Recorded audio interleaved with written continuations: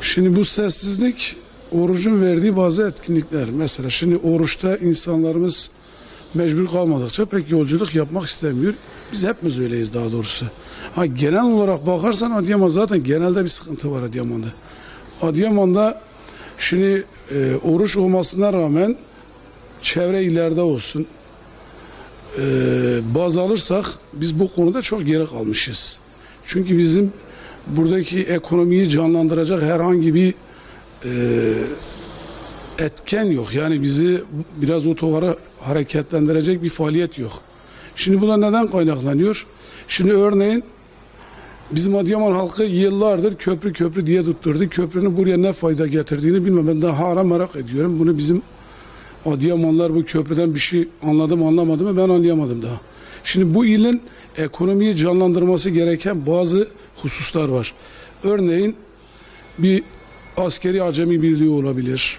Bir polis okulu olabilir. Yani üçüncü bir paranın bu ile girmesi lazım.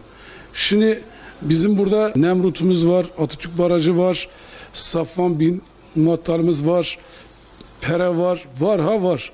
Ama maalesef hiçbirinden faydalanamıyoruz. Faydalanmamız için bunları aktif duruma getirmemiz lazım. Aktif duruma getirmediğimiz sürece biz bu sıkıntılarda devam etmek mecburiyetine kalırız. Ben inanıyorum ki Sayın Belediye Başkanımız Süleyman Bey bu konulara el atacağından eminim. Biraz Sayın Valim de aktif durumda biraz el atarsa ileriki dönemlerde bu il daha güzel yerlere inşallah Allah'ın izniyle hep beraber getirmeye çalışırız Allah'ın izniyle.